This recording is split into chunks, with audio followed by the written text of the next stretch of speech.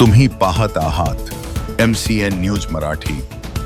बुलढाणा जिल्ह्यातील जळगाव जामोद तालुक्यातील सुनगाव जळगाव रस्त्यावरील हॉटेल सातबारा जवळच्या पुलावरून कापसाच्या गाठी घेऊन जळगावच्या दिशेने येणारे कंटेनर पुलावरून खाली कोसळल्याची घटना 17 जुलै रोजी दुपारच्या दरम्यान घडली। यामध्ये चालक व वाहक गंभीररीत्या जखमी झाले असून त्यांना तात्काळ उपचारासाठी जळगाव जामोद येथील ग्रामीण रुग्णालयात हलवण्यात आले होते, परंतु जखमींची प्रकृती गंभीर असल्याने त्यांना पुढील उपचारासाठी खामगाव येथे रवाना करण्यात आले।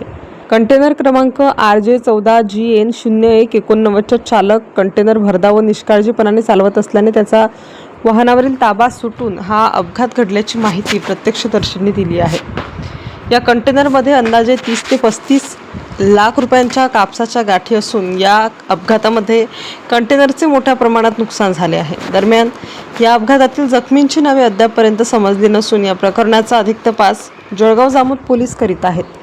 MCN न्यूज मराठी करिता गजानन सोनटक्के, सुनगाव।